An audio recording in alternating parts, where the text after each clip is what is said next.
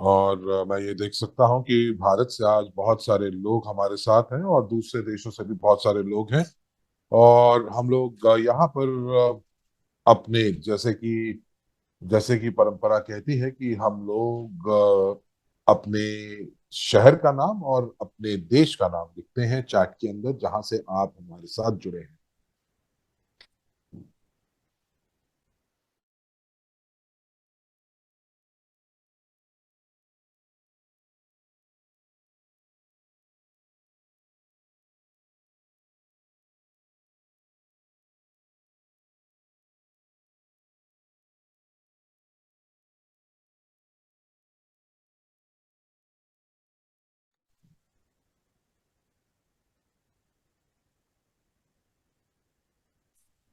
तो परंपरा के अनुसार आप हमें बताएं कि आप कहाँ से जुड़ रहे हैं। और मैं यहाँ पर देख पा रहा हूँ अलमाती कजाकिस्तान, पराग चेक, और महाराष्ट्र इंडिया से, भारत से, अलीपुर भारत। जी हाँ, मैं यहाँ पर आज देख पा रहा हूँ कि बहुत सारे लोग आज हमारे साथ हमारे सहभागी जो हैं वो बहुत सारे सहभागी भारत से जुड़े हुए हैं, और विश्वनाथ भारत से। और मुझे उम्मीद है कि मैंने नाम सही प्रकार से पढ़ा है। और फिर कजाकिस्तान से एक और फिर हमारे साथ बिहार, अहमदाबाद। और मुझे मालूम है कि जो भारत है उसमें बहुत सारे राज्य हैं, बहुत बड़ा देश है और बहुत ही विविध भूगोल है। और ये विविध भूगोल जो है वो विस्तार हो रहा है। तो आज हमारी जो बैठक है वो संक्षेप में रहेगी, और ये 1 घंटे के भीतर हम लोग इसको खत्म करने की कोशिश करेंगे। और यदि किसी को कोई आवाज नहीं आ रही है तो मुझे लगता है कि ये आपके कंप्यूटर की या मोबाइल की दिक्कत हो सकती है, क्योंकि बाकी के लोग हमें कह रहे हैं कि आवाज बिल्कुल सही आ रही है। तो आज हम लोग चर्चा करने वाले हैं कुछ वो बिंदु जो कि मैंने अपनी पिछली बैठकों के अंदर मैंने कवर किए हैं। और मैं चैट में भी बहुत ज्यादा सक्रिय रूप से चर्चा को देख पा रहा हूँ। और यहाँ पर हम लोग बात करेंगे कि हाई स्पीड यातायात, जो हाई स्पीड ट्रांसपोर्टेशन है, उसका कार्यान्वयन कैसे होगा, उस पर अमल कैसे किया जाएगा। और हम लोग बात करेंगे जो परीक्षण केंद्र है हाई स्पीड ट्रैक का, जो कि हम लोग यूएस के अंदर बनाने की कोशिश कर रहे हैं। और हम लोगों ने ये भी कहा था कि यहाँ पर ये जो मेरा अनुमान है ये कुछ तथ्यों के ऊपर आधारित है, क्योंकि जो जो बौद्धिक संपदा यानी कि इंटेलेक्चुअल प्रॉपर्टी जो है उसके अनुसार मैंने किया है। और मैंने ये भी बताया था कि हाई स्पीड ट्रांसपोर्टेशन जो है वो अलग होगा, जो कि जिसके अंदर हम लोग जुड़े हुए हैं उससे वो थोड़ा सा अलग है। तो हो सकता है कि आपके पास कुछ प्रश्न हो, और ये प्रश्न आपके शायद अभी भी इनका उत्तर शायद आपको ना मिला हो। तो मैं यहाँ पर आप लोगों को इसका तर्क समझाने की कोशिश करूंगा, जो भी मैंने पिछली बार कहा।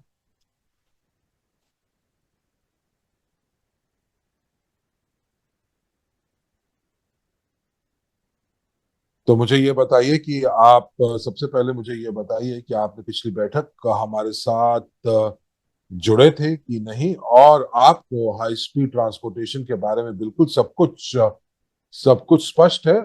और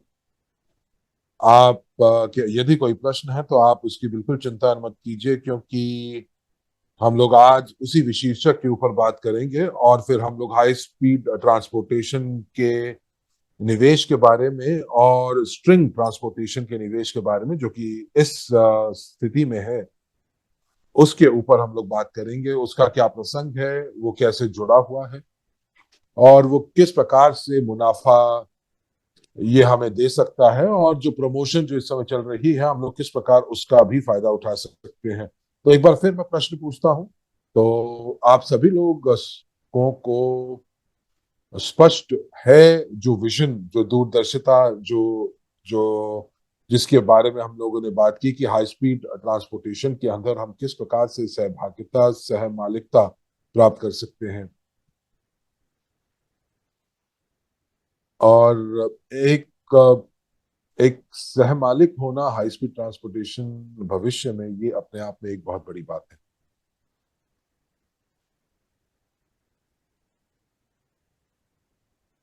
और हम लोग ये भी देखने की कोशिश करेंगे कि इस समय हाई स्पीड ट्रांसपोर्टेशन को लेकर हमारी स्थिति क्या है। मुझे लगता है कि ये बेहतर तरीका होगा शब्दों में डालने का।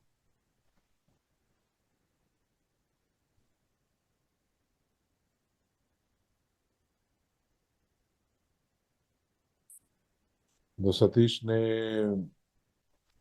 अ, यहाँ पर हमारे पास कुछ प्रश्न पूछा गया है, मैं उसको गूगल ट्रांसलेट करता हूँ, एक क्षण दीजिए।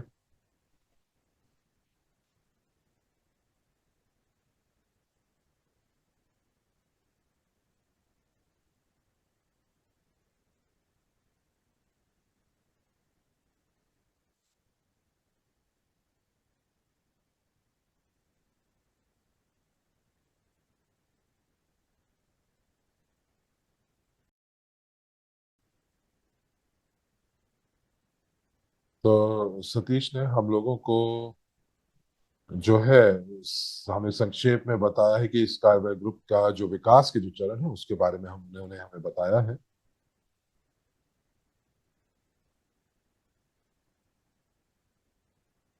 और यहाँ पर कुछ लोग कह रहे हैं कि आवाज जो है कम है। मैं एक क्षण दीजिए मुझे और मैं आवाज बढ़ाने की कोशिश करता हूँ। और तो यहाँ पर मुझे उम्मीद है कि आवाज बढ़ गई होगी। तो प्रश्न ये आ रहा है कि जो जीटीआई के अंदर जो ये जो जीटीआई के जो है वो जो जो कंस्ट्रक्शन के साथ और सहमालिकता के साथ नहीं जुड़ा है। तो यहाँ पर मुझे लग रहा है कि आपके प्रश्न मुझे दिखाई दे रहे हैं कि आपके पास जो प्रश्न है, तो आपको बता दें कि जो बौद्धिक संपदा थी और जो यूनिस्की की जो परिसंपत्ति थी जिनका इस्तेमाल किया गया था, और वो उसका जो इस्तेमाल किया गया था वो एक नींव के तौर पर किया गया था एक ट्रांसपोर्टेशन कंपनी के लिए। और इसका मूल्यांकन जो है वो $400 बिलियन पर किया गया था। और इसके अंदर तीन अलग अलग क्षेत्र थे, शहरी, कार्गो और हाई स्पीड ट्रांसपोर्टेशन टेक्नोलॉजी। और हम लोगों को ये मालूम है कि कंपनी ने जो कार्यान्वयन किया, उन जो कि उन्होंने उसको 15 अलग अलग चरणों में उसको पूरा किया। और और उसको उसको जो विभाजन किया उसको 15 स्टेजेस में, 15 चरणों में किया। और उसके अनुसार जो है 80% कार्य को पूरा कर लिया गया। और ये एक प्रकार का एक अनुमानित संख्या है जो मैं आपको दे रहा हूं प्रतिशत में।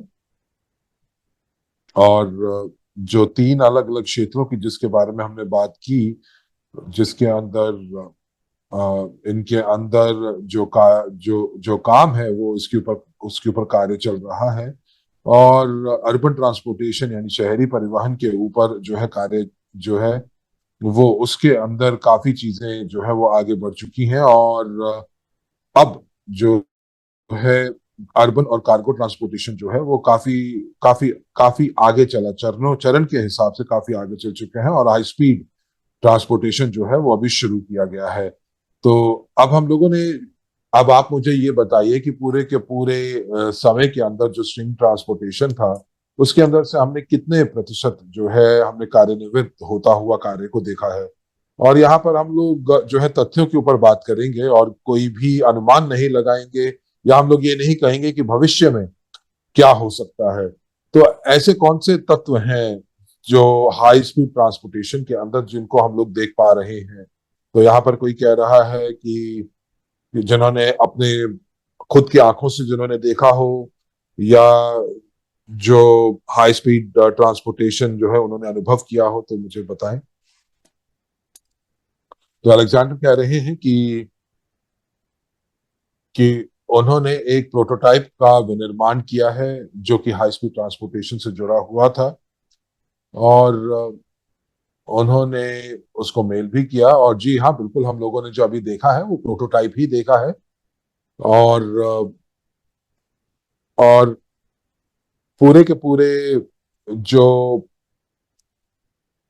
जो पूरे के पूरे जो जिसका पैसों को या जो जो पूंजी को जो उगाहा गया था क्राउड फंडिंग के समय के अंदर, तो उसमें जो है वो प्रोटोटाइप जो था वो बना था जिसमें उस पैसे का इस्तेमाल किया गया था। और बाकी का जो पैसा था वो इस्तेमाल किया गया था पहले दो कंपोनेंट्स को बनाने के लिए, जो कि शहरी और कार्गो यानी अर्बन और कार्गो ट्रांसपोर्टेशन था, जो कि सक्रिय रूप से जिसके ऊपर जो है वो अलग अलग क्षेत्रों में अलग अलग देशों में जिसका कार्यान्वित हो रहा है। और अलग कह रहे हैं कि यहाँ पर मैंने अभी तक जो है कार्गो ट्रांसपोर्टेशन मैंने नहीं देखा है।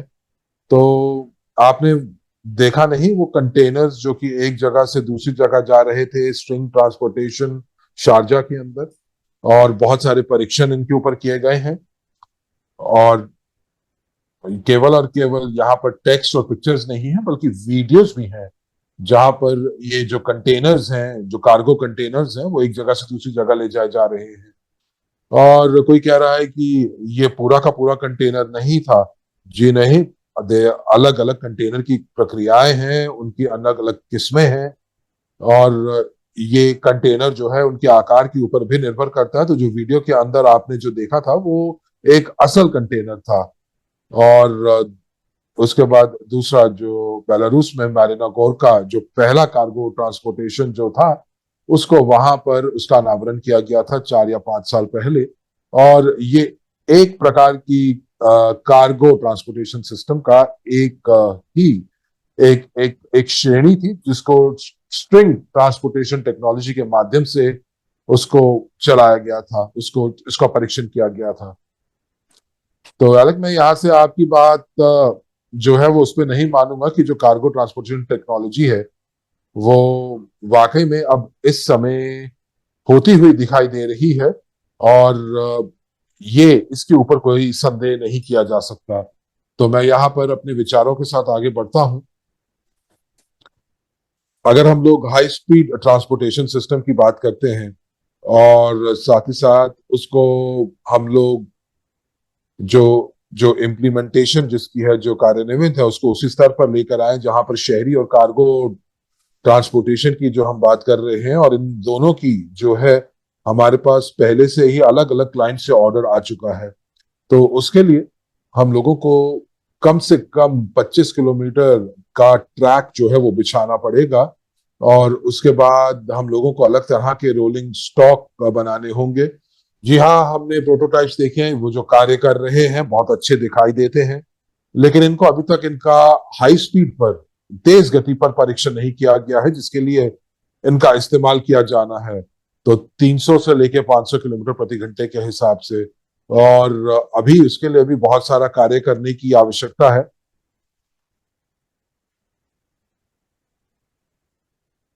और इसीलिए हम लोगों ने डॉक्टर यूनिस्की का वीडियो देखा था यूनाइटेड स्टेट से, जिन्हों जहां पर उन्होंने कंपनी की उस मंशा को जाहिर जाहिर किया था कि वो किस प्रकार से एक प्रौद्योगिकी प्लेटफॉर्म के ऊपर high speed transportation United states में दर्शाना चाहते हैं।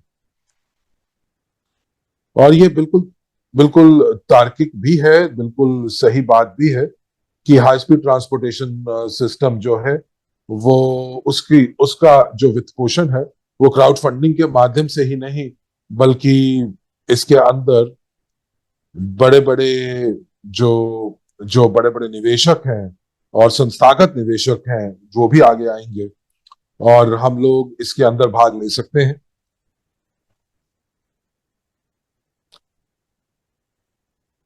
इसको एक बार मैं फिर से पुनः कुछ शब्दों में डालता हूं कि हाई स्पीड ट्रांसपोर्टेशन जो है उससे जो वो यूनाइटेड स्टेट्स ऑफ अमेरिका में इसका कार्यान्वित किया जा रहा है, और कार्यान्वयन किया जा रहा है, और उसका जो वित्त पोषण जो है वो एक बिल्कुल ही अलग श्रेणी के निवेशकों से वित्त पोषण किया जाएगा। ये हम लोगों को समझना पड़ेगा, ये पहली बात है। और दूसरा, हम लोगों को ये पता है कि हाई हाई स्पीड ट्रांसपोर्टेशन एक बिल्कुल ही अलग क्षेत्र होगा। और अब हम लोग अपने वास्तविकता के ऊपर चलते हैं। तो यहाँ पर कंपनी जो है उसके पास दो तैयार उत्पाद मौजूद हैं कमर्शियल क्षेत्र के अंदर। पहला है अर्बन और दूसरा है कार्गो। और ये दोनों उत्पाद होने के साथ साथ कंपनी ने ये भी बोला है कि वो जो मुनाफा है, जब वो कमर्शियल परियोजनाओं का कार्यान्वित कर लेंगे, तो उस मुनाफे को वो लाभ का इस्तेमाल लाभांश देने में भी करेंगे। और जो तीसरा जो क्षेत्र है, जो कि हाई स्पीड ट्रांसपोर्टेशन की जहां तक बात हो रही है, तो हम लोगों को तो तो जो अभी हमारे पास है कार्गो और अर्बन और हाई स्पीड ट्रांसपोर्टेशन, इन दोनों को हम अलग कर देते हैं। और यदि हम पूरे पूरे जो जो धन, जो पूंजी जो हम लोगों ने उगाही थी, तो उसमें से बहुत ही थोड़ा हिस्सा जो है वो हाई स्पीड ट्रांसपोर्टेशन के लिए इस्तेमाल किया गया था। तो शायद वो 1% या 1.5% होगा। वो पूरे के पूरे वित्त पोषण का 1 या 1.5% का ही हिस्सा था हाई स्पीड ट्रांसपोर्टेशन के लिए। तो आइए आप कल्पना कीजिए कि एक तीसरा जो क्षेत्र है जो कि हाई स्पीड ट्रांसपोर्टेशन है, वो उस उसको उसको उसका कार्यान्वयन किया जा रहा है। और यहाँ पर उसका जो इस्तेमाल है, वो जो है बड़े निवेशकों के पैसों से किया जा रहा है। तो अब हमारा प्रश्न आपसे ये होगा कि अगर हम लोगों ने केवल और केवल 1 या 1.5% जो है वित्त पोषण किया था हाई स्पीड ट्रांसपोर्टेशन का, उसके अंदर केवल और केवल प्रोटोटाइप ही बनाया गया था, तो क्या हम लोग वाकई में ये दावा कर सकते हैं कि हम लोग दूसरे बड़े संस्थागत निवेशकों के बराबर हैं? तो तो तो अनातोली जो है वो किस प्रकार से जो है, अगर अगर हाई स्पीड ट्रांसपोर्टेशन जो है वो बिल्कुल अलग पैसे से जिसका वित्त पोषण होगा, तो एनाटोली जो है वो हाई स्पीड ट्रांसपोर्टेशन से किस प्रकार से जो है वो अ, वो मुनाफे को आगे लाभांश में बांट सकते हैं? तो आगे चलकर एनाटोली जो है वो ये जरूर करेंगे कि कंपनी को की पुनः संरचना करेंगे। और जो कंपनी को पारदर्शिता दिलवाएगी, कानूनी रूप से एक रुतबा दिलवाएगी, और कोई भी विरोधाभास यानी कि कॉन्ट्रडिक्शन नहीं होगा। तो इसका मतलब ये नहीं है कि हम लोग इस चीज को बिल्कुल छोड़ दें। जी नहीं, हम लोग बस केवल इतना कह रहे हैं कि हम अपनी अपेक्षाओं को जो है उसको सामान्य लेकर आ जाएंगे। देखिए, एक केक का हिस्सा तो है, लेकिन अगर अगर जो हिस्सा हम लोगों को अर्बन और ट्रांसपोर्टेशन में प्राप्त हो रहा है, वही हिस्सा हम लोगों को हाई स्पीड में प्राप्त नहीं होगा, क्योंकि इसके अंदर जो पैसा क्राउड फंडिंग का था वो बहुत कम इस्तेमाल हुआ था। परंतु एक बार फिर मैं दोस्तों आपको ये बोल दूं कि ये मेरे मेरा दृष्टिकोण है। और कुछ हफ्ते पहले जो है चैट के अंदर इस मुद्दे के ऊपर बात हुई थी, बिल्कुल उस समय के बाद जब डॉक्टर यूनिस्की ने अपना वीडियो पब्लिश किया था। और उसके बाद अ, हम लोगों ने पिछले हफ्ते भी इस शीर्षक के ऊपर बात की थी, और उसके बाद फिर से कुछ चर्चाएं चैट में शुरू हो गई थी। तो हम लोगों को यह समझना होगा कि मौजूदा स्थिति के अनुसार कार्गो और अर्बन स्ट्रिंग ट्रांसपोर्टेशन सिस्टम, जो कि अब हम लोगों को दिखाई दे रहा है भौतिक रूप से, उसने आकार ले लिया है।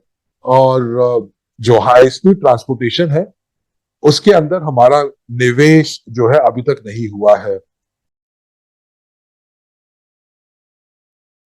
हम लोगों ने जो निवेश किया है वो केवल और केवल उसके प्रोटोटाइप को विकसित करने के लिए।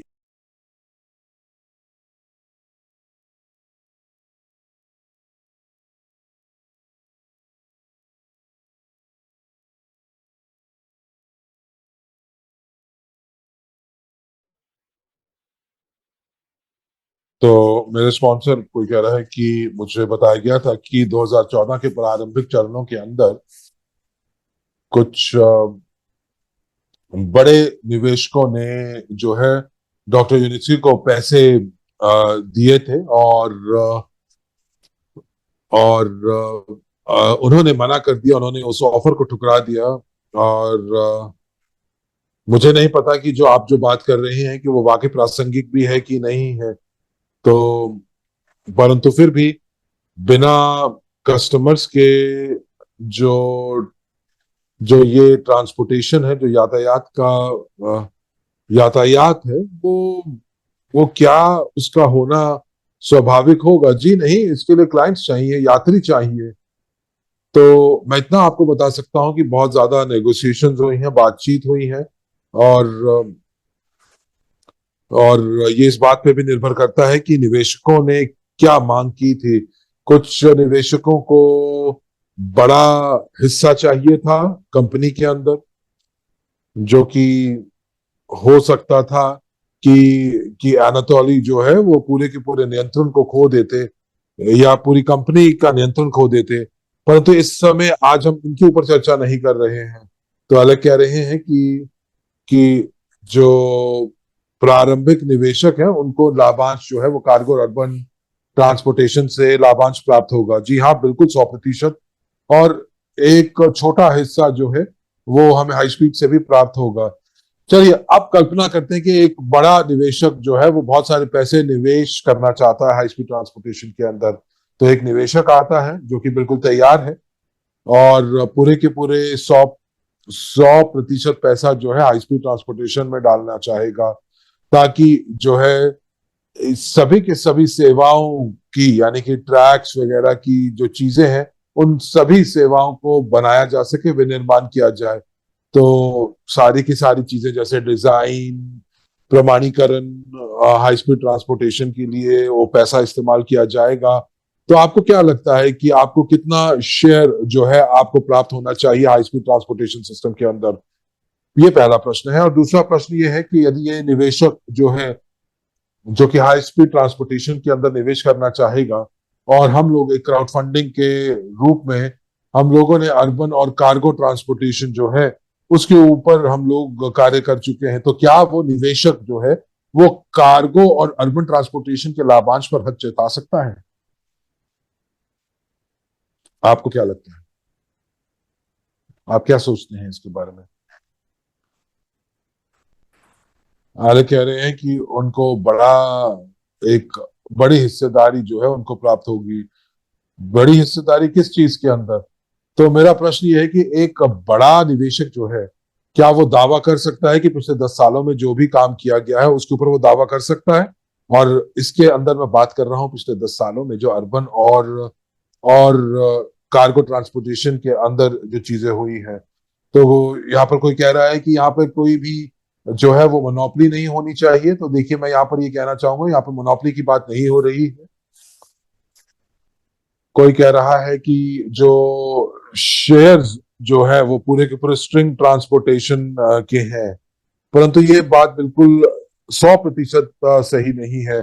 जिन चरणों से हम गुजर चुके हैं, तो हम लोगों ने अर्बन और कार्गो ट्रांसपोर्टेशन को हम लोगों ने जो है वो शुरू किया, और हम लोगों ने हाई स्पीड ट्रांसपोर्टेशन के बारे में अभी बात नहीं की थी। और यदि हाई स्पीड ट्रांसपोर्टेशन एक अलग क्षेत्र बन जाता है, एक अलग श्रेणी बन जाता है, तो हम लोगों को हाई स्पीड ट्रांसपोर्टेशन से एक निश्चित प्रतिशत प्राप्त होगा, और जो है हमारे डिविडेंड्स को, लाभांश को भी प्रभावित करेगा, यदि हम लोगों को तीसरे क्षेत्र से हमें लाभांश प्राप्त होता है तो। परंतु हम लोगों को कोई भी हताश होने की आवश्यकता नहीं है। हमारे हम लोगों ने 10 साल दिए हैं जहां पर स्ट्रिंग ट्रांसपोर्टेशन का विकास हुआ है और प्रौद्योगिकी का विकास हुआ है, और अब हम लोग उस बिंदु के ऊपर है जहां पर कंपनी जो है वो असल परियोजनाओं को, दर्जनों परियोजनाओं को कार्यान्वित करने की कोशिश कर रही है। परंतु अब ये प्रश्न ये है कि हम लोगों के लिए सबसे ज्यादा फायदेमंद क्या है? क्या हम लोग ज्यादा मेहनत जो है वो मदद करने में बिताएं और समर्थन में करें, जो कि हम लोगों ने अभी तक किए हैं, और हम लाभांश का इस्तेमाल का इंतजार करें, जो कि भविष्य में, निकट भविष्य में जो है वो होने की संभावना है। तो मुझे लगता है कि अनुमान लगाने की आवश्यकता है, और उसके बाद इसके ऊपर हम बहस कर सकते हैं कि हमारी प्रतिशत कितना होगा। पर मुझे लगता नहीं है कि यहाँ पर कोई भी बिंदु है इस चीज को चर्चा करने के लिए भी। मैंने केवल अपने विचार आपके साथ साझा किए थे ताकि आप इसके ऊपर विचार कर सकें, बस इतना ही। और मैं यहाँ पर आप लोगों की अपेक्षाओं को भी मैं सामान्य करना चाहता था। वो कहते हैं कि अगर आपको हताश होने से बचना है तो आपको तो आपको अपेक्षाएं जो है वो ज्यादा नहीं करनी चाहिए। आपको याद होगा कि हम लोगों ने जब बात की थी, तो हम लोगों ने कहा था कि पूंजीवाद जो है वो एक विशिष्ट साल में होगा, या कंपनी जो है वो स्टॉक मार्केट पर लिस्ट होगी।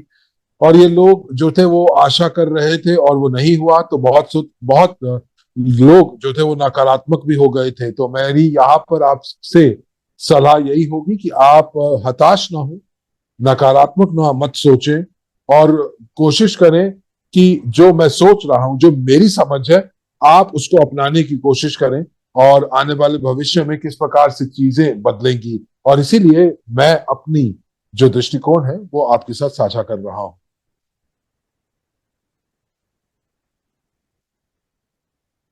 और इसीलिए मुझे लगता है कि मेरे पास हक बनता है मेरा कि मैं कुछ अनुमान लेकर चलूं, और निकटवर्ती भविष्य के अंदर कंपनी जो है एक खबर प्रकाशित करेगी कि किस प्रकार से वो आगे बढ़ेगी।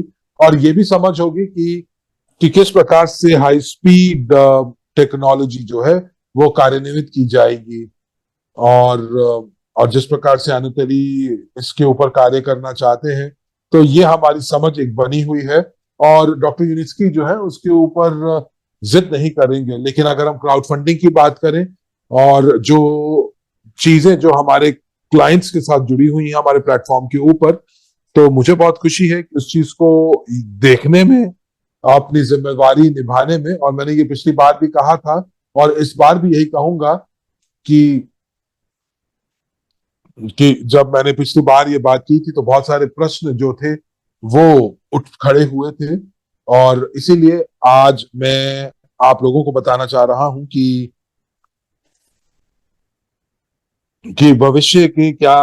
भविष्य में क्या क्या संभावनाएं हो सकती हैं।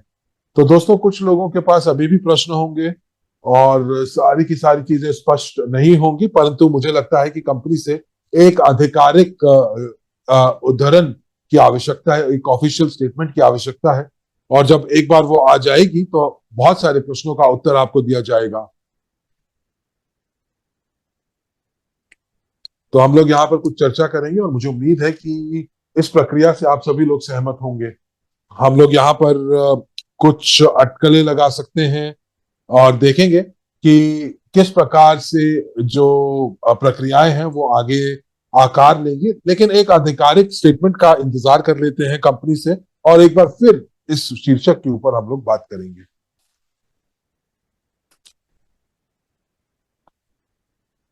आप अपना फीडबैक, अपनी टिप्पणियां जो हैं वो आप चैट में लिख सकते हैं, और इस दौरान मैं कुछ चीजें जो है वो अनुवादित करूंगा। तो लकी वन कह रहे हैं कि अगर हमारे पास स्पीड ट्रांसपोर्ट की सहमालिकता नहीं होगी तो शायद जो प्रारंभिक निवेशक है उनके लिए ये सही नहीं होगा। देखिए दोस्तों, मैंने ऐसा नहीं कहा कि हम लोगों को सहमालिकता नहीं मिलेगी, परंतु वो सहमालिकता जो है वो 100% नहीं होगी।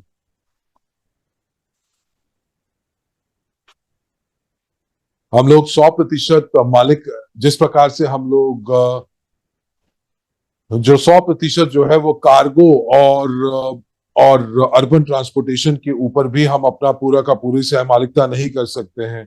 देखिए, ऐसा भी हो सकता है कि अगर कोई निवेशक आए, 100% पैसा जो है वो हाई स्पीड ट्रांसपोर्टेशन में डाले, और वो हमसे ज्यादा पैसा नहीं कमा पाएगा, क्योंकि हम लोग इस प्रौद्योगिकी के साथ पिछले 10 साल से हैं, और हम लोगों ने जो पिछले डिस्काउंट से उसके अंदर शेयर्स को खरीदा है। तो तो मुझे लगता है कि ये तर्क नहीं बनता है कि यदि कोई नया निवेशक आए, और उसी प्रकार अगर हम दूसरे इस सिक्के का दूसरा पहलू देखें कि जो जो निवेशक हैं वो नई कंपनी का वित्त पोषण करेंगे जो कि हाई स्पीड ट्रांसपोर्टेशन के लिए होगी, और यदि वो एक यदि वो एक बड़े निवेशक बन जाते हैं हाई स्पीड के अंदर, तो वो उन शेयर्स का दावा नहीं कर सकते हैं, या यूं कह लीजिए कि वो अर्बन और कार्गो ट्रांसपोर्टेशन में अपना अपना अपने अपनी जो जो सह मालिकता है एक वो वो नहीं जता सकते हैं। और और मैं आपको बता दूं कि जो हमारा जो पैसा था वो केवल और केवल हाई स्पीड के अंदर इस्तेमाल किया गया था उसके प्रोटोटाइप को बनाने के लिए। तो ये दोनों तरफ से बात बनती है। तो मुझे लगता है कि आधिकारिक समाचार का इंतजार करना चाहते हैं, और अटकलें हम लोगों को नहीं लगानी चाहिए। श्वेतलाना कह रही हैं कि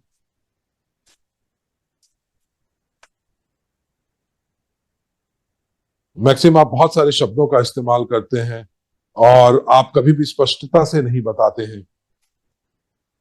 और श्वेतलाना, मैं आपको मंच देता हूं और आप प्रबंधन करके दिखाइए, क्योंकि कई बार लोग जो है मेरे वेबिनार्स के लिए एक सकारात्मक फीडबैक देते हैं, लेकिन आप जो है अपने दृष्टिकोण जो है वो प्रकट कर सकती हैं, और आपको मैं मंच दे सकता हूं, और हो सकता है कि आप बेहतर कर सकें मुझसे। और जी हाँ, बिल्कुल, जो जो बदलाव है उसकी उम्मीद हमेशा की जानी चाहिए। और दोस्तों, इस समय हमारे पास एक हफ्ते से भी कम समय बचा है और इस महीने के अंत तक, और मैं आपको याद दिलाना चाहूंगा कि मौजूदा एक प्रमोशन चल रही है जो कि खत्म होने वाली है, और मैं यहाँ पर डिस्काउंट्स की छूट की बात कर रहा हूँ जो कि जो कि वाकई में दुगनी है मौजूदा बाजार में। और ये जो डिस्काउंट है वो $1,000 का पैकेज जो है वो 60 है, और $5,000 का जो जो पैकेज है वो 77x डिस्काउंट देता है। और तो तो हमारे पास अलग अलग प्रकार के विकल्प हैं जहां पर आप एक सक्रिय निवेशक बन सकते हैं, या फिर आप जो है असक्रिय निवेशक बन सकते हैं। तो अभी हम लोग जो है वो सभी के सभी जो है वो असक्रिय निवेशक हैं, और और और अब हम लोग इंतजार कर रहे हैं कि किस प्रकार से ये कंपनी आगे विकसित होगी, और उसी प्रकार हम लोग अपने पोर्टफोलियो को बढ़ा सकते हैं दूसरे और पोर्टफोलियोज को खरीदकर और शेयर्स को खरीदकर, और हम लोग सक्रिय पोजीशन भी बना सकते हैं। और उसके लिए हम लोगों को एक सक्रिय एजेंट के रूप में कार्य करना होगा, तो जो कि प्लेटफॉर्म के अंदर जो हमारे पैकेजेस हैं उसके बारे में लोगों को बताकर, अपने लोगों को बुलाकर, बताकर, लोगों को प्रस्तुतिकरण में बुलाकर, और जो जानकारी आपके पास है उसको साझा करकर आपके पास आप बोल सकते हैं कि उनके पास एक मौका है कि एक अंतर्राष्ट्रीय कंपनी में निवेश करने का मौका उनके पास है, और उसको कंपनी के इतिहास के बारे में बताएं, उपलब्धियों के बारे में बताएं, और बहुत सारी उपलब्धियां कंपनी ने प्राप्त की है और आप उसे साझा कर सकते हैं, और सभी फायदे उनके साथ साझा कर सकते हैं। उनको बता सकते हैं कि ये कितना आकर्षक मौका है, अवसर है। और अगर आप यहाँ पर तुलना करेंगे प्रौद्योगिकी जो 3, 5, 7 साल पहले थी, और जो आज प्रौद्योगिकी हमारे पास है, जो टेक्नोलॉजी हमारे पास है, वो मौका देती है लोगों को कि वो उसके अंदर पूंजीकरण कर सकें। और मैंने ये बहुत बार बोला भी है कि जो लोग इस प्रौद्योगिकी के अंदर 5 या 7 साल पहले जिन्होंने निवेश किया था, उनमें से कुछ निवेशक जो हैं वो 5, 7 या 10 साल भी इंतजार कर रहे हैं, लेकिन जो लोग आज इस प्रौद्योगिकी के सह मालिक बनेंगे उनको कम समय इंतजार करना होगा। और जो कि प्रारंभिक निवेशकों ने जितना समय बिताया उससे कहीं कम समय जो है वो सक्रिय पार्टनर्स को बिताना होगा। तो इसीलिए आप अपने पार्टनर्स को निमंत्रण दीजिए, अपने परिजनों को, दोस्तों को। और हमारा जो अगला प्रस्तुतिकरण होगा वो 6 बजे शनिवार को होगा कि समय के अनुसार हम लोग अपने क्राउड फंडिंग प्लेटफॉर्म के भी प्रस्तुतिकरण देंगे। और उसके बाद हम लोग आपकी मदद करेंगे कि आप अपने परिजनों को जो है वो वो लेकर आए और उनको सदस्य बनाएं। उसके लिए आपको कुछ कुछ कदम उठाने होंगे। और वो लोग होंगे जिन और कुछ लोग ऐसे भी होंगे जिनके जिनके जिनसे आपने जो है पूर्व आप लोगों ने चर्चा की होगी स्ट्रिंग ट्रांसपोर्टेशन की। और अब आप उन लोगों को वीडियो दिखाएं, वार्षिक रिपोर्ट दिखाएं, जहां पर डॉक्टर यूनिट्सकी जो है वो और वो 2023 का अवलोकन कर रहे थे। और ये केवल और केवल जो रिपोर्ट है वो 2023 की नहीं है, बल्कि ये रिपोर्ट पूरे के पूरे उन सालों की है जिसके ऊपर कार्य चल रहा था। और आपको ये देखने की आवश्यकता है कि यदि आप निर्णय लेना चाहते हैं और अब यदि आपने अभी तक निर्णय नहीं लिया है तो आप जो है मौका लोगों को दे सकते हैं ताकि वो जानकारी को साझा कर सकते हैं। लोगों को प्रस्तुतिकरण के लिए आप न्योता दे सकते हैं। और जो है वो प्रौद्योगिकी के लिए जो है वो निवेश के अवसर आप उन्हें बता सकते हैं। और लोग जो है वो मौजूदा प्रमोशन का फायदा उठा सकते हैं और डिस्काउंट और प्राप्त कर सकते हैं, अतिरिक्त छूट प्राप्त कर सकते हैं। और उन लोगों को निमंत्रण दीजिए जो अभी तक निवेशक नहीं है और उन्होंने अभी तक स्ट्रिंग ट्रांसपोर्टेशन टेक्नोलॉजी में भी निवेश नहीं किया है। तो मैं अभी जो है वो आपसे बात कर रहा था उन लोगों की जिनसे आप लोग जो है जानकारी को आपने साझा किया पर वो आपके साथ जुड़े नहीं। परंतु सोचिए दोस्तों, जो छूट प्राप्त हो रही है वो 60 गुना या 65 गुना या 70 गुना प्राप्त हो रही है। और ये जो है ये ये एक गुणांक है जिससे आप अपने निवेश की राशि को बढ़ा सकते हैं। तो जब आपको मिलता है, जब हम बोलते हैं कि छूट 60 है, तो इसका मतलब है कि आने वाले भविष्य के अंदर कि आपका जो निवेश है वो कितना बढ़ सकता है। और अगर आप देखेंगे कि जो अर्थव्यवस्था है, जो असल अर्थव्यवस्थाएं हैं,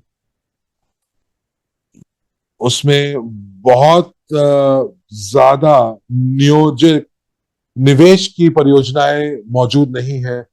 हाँ बिल्कुल, क्रिप्टो में आपको जो है वो आपको इतनी इतनी ज्यादा मुनाफा आपको दे सकता है, जैसे कि एक दिन क्रिप्टो बहुत ज्यादा ऊपर चला जाता है और अगले दिन फिर गिर जाता है। परंतु ये डिजिटल पैसा है, ये अर्थव्यवस्था नहीं है, ये अलग है। और यदि हम स्ट्रिंग ट्रांसपोर्टेशन टेक्नोलॉजीज की बात करते हैं तो बहुत सारे ऐसे संकेत हैं, बहुत सारे ऐसे कारण हैं जहां पर आपकी जो पहुंच है, निवेशित राशि जो है उसको गुणा किया जाएगा इस संख्या में आने वाले भविष्य में। और मैं उन कारकों के बारे में बात करूंगा, उन कारणों के बारे में बात करूंगा कि ये ऐसा क्यों होगा। तो शनिवार के दिन हम लोग बात करेंगे। तो आप शनिवार को स्वयं आए, परिजनों को बुलाएं, दोस्तों को बुलाएं। और यदि आप स्ट्रिंग ट्रांसपोर्टेशन टेक्नोलॉजी के बारे में लोगों को बताना चाहते हैं, आप एक राजदूत के रूप में कार्य कर रहे हैं, तो ये बहुत जरूरी है कि आप इस परियोजना को समर्थन देते रहें। और इस चरण में क्राउड फंडिंग जो है वो एक मुख्य स्रोत है फंडिंग का इस परियोजना के लिए।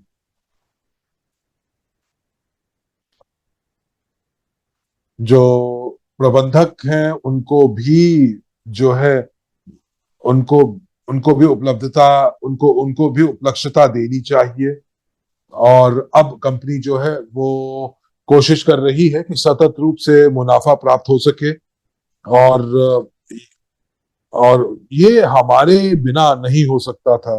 तो हम लोगों को, तो उनको वो नतीजे प्राप्त नहीं होंगे बिना हमारे समर्थन के, और बिना उनकी मेहनत के हम लोग सभी उपलब्धियों को नहीं देख पाएंगे।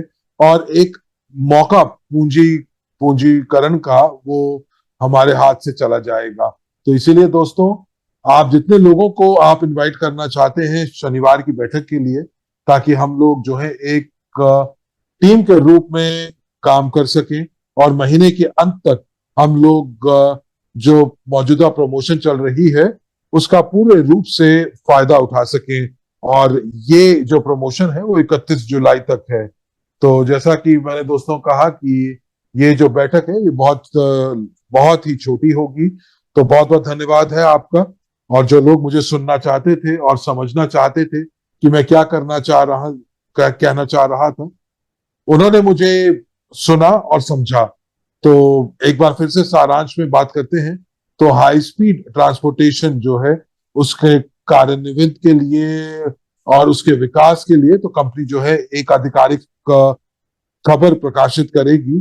जो मैं आज कर रहा था वो केवल और केवल मैं अपनी दूरदर्शिता और अपने अपने जो जो दृष्टिकोण है उसके अनुसार आप लोगों से बात कर रहा था। मैं केवल आपको ये समझाने की कोशिश कर रहा था कि आप वाकई में ऐसा बिल्कुल भी मत सोचिएगा कि आप यहाँ पर सपने ना देखें। हम लोग केवल इतना कह रहे हैं कि जो है हम लोग जो है अपनी अपेक्षाओं को कम कर सकते हैं, सामान्य स्तर पर लेकर आ सकते हैं, और उसके बाद हम जो है कंपनी के साथ चर्चा कर पाएंगे जो कि काफी ठोस रूप से होगी। और उसके बाद हम लोग ये समझ पाएंगे कि ये जो परियोजना है ये किस प्रकार से असल जिंदगी में इसका कार्यान्वयन होगा। तो एक बार फिर हम लोग शनिवार को मिलेंगे, और जितने ज्यादा लोगों को आप लेकर आ सके लेकर आए। तो 6 बजे की समय के अनुसार, 8:30 बजे भारतीय समय के अनुसार। और जिनका मैंने प्रश्नों का उत्तर नहीं दिया है, तो मैं आपके सभी प्रश्नों का उत्तर दूंगा अगले गुरुवार को, जब हमारे पास और समय होगा अपनी बैठक को लेकर। तो आप अपने प्रश्नों को तैयार कर सकते हैं और उनको चैट में लिख भी सकते हैं।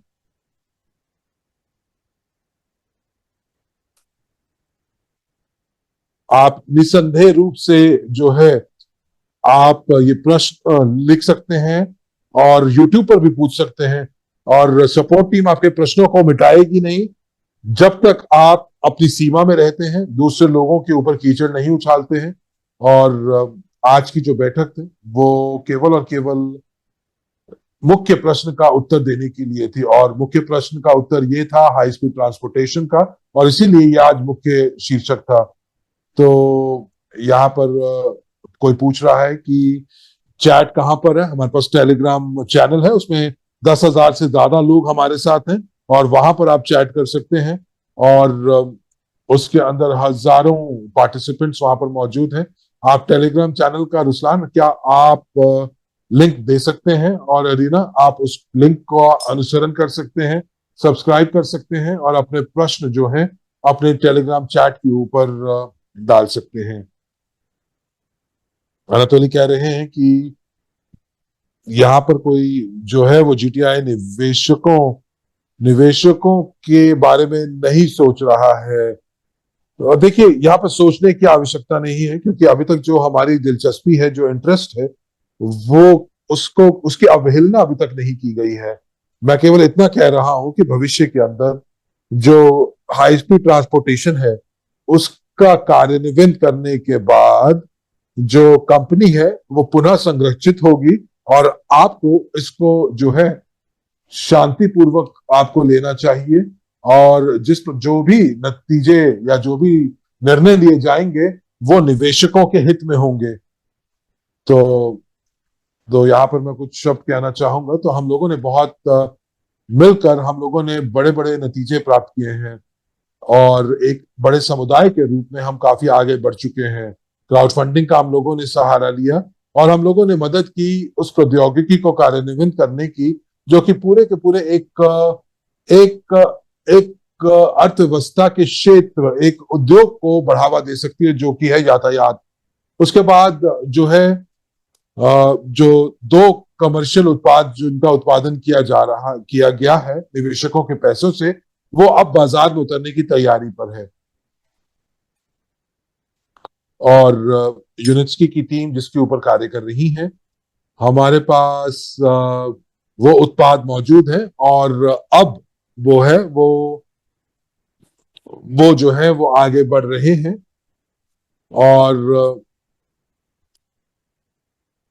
ये कह सकते हैं कि जो हमारा जहाज है वो समुद्र में एक बहुत ही जो जो विशेष और अग्रणीय जो हमारे कैप्टन हैं उनके साथ मौजूद है। और यदि आप सही रूप से इंतजार करेंगे तो आने वाले समय में मुनाफा भी आपके पास आएगा, और अब इतना समय नहीं लगेगा, और उसके बाद जो कंपनी है वो लाभांश जो है उस मुनाफे से देना शुरू करेगी।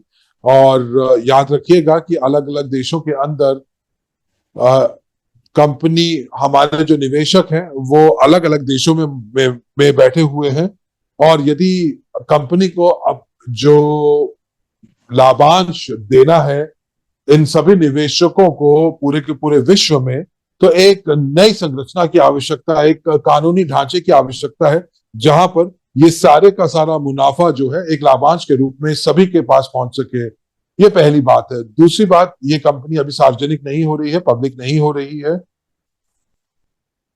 और कार्य ये है, कार्य इस कंपनी के आगे अभी ये है, इस समक्ष ये है कि वो किस प्रकार से हाई स्पीड ट्रांसपोर्टेशन सिस्टम को विकसित करती है। और अब जो कंपनी है वो एक ऐसे देश में है जो कि जिसके अपने अपने नियम है, अपने कानून है, अपने वित्तीय नियम है, वित्तीय कानून है। और जब ये सारी चीजें होंगी तो रीऑर्गेनाइजेशन या पुनः संरचना इस कंपनी की जरूर होगी, ये बिल्कुल सामान्य है।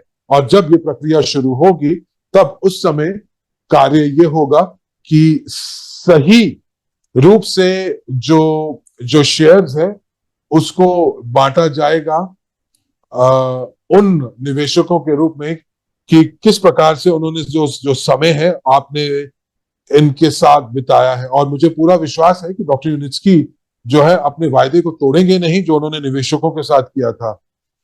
तो इस बैठक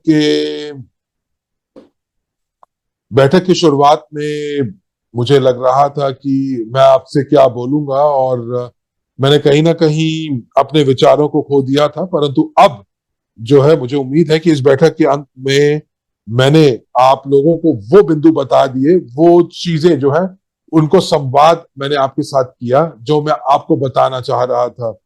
और ये मैंने आपको बता दिया कि किसी भी निवेशक के जो जो जो इंटरेस्ट है, जो फायदा है, वो कभी भी उनसे लिया नहीं जाएगा। तो दोस्तों धन्यवाद है, हम इंतजार करेंगे आपका और नए लोगों का जो आप लेकर आने वाले हैं, जो कि आने वाले भविष्य में हमारे साथ जुड़ेंगे, पार्टनर्स बनेंगे हमारे समुदाय के, क्राउड फंडिंग समुदाय के। तो 6 बजे शनिवार को आपसे फिर मुलाकात होगी। तब तक आप अपने प्रश्न पूछ सकते हैं, चैट में ये प्रश्न पूछ सकते हैं, और आप देख सकते हैं कि मैं बिल्कुल खुले दिमाग से आपके सभी प्रश्नों का उत्तर दे रहा हूं, और मैं पूरी कोशिश से और यथोचित परिश्रम से आपके प्रश्नों का उत्तर देता हूं, और जितनी जानकारी मेरे पास है मैं आपके साथ साझा करता हूं। एक बार फिर आपको शनिवार मिलेंगे 6 बजे की समय के अनुसार और 8:30 बजे भारतीय समय के अनुसार। धन्यवाद।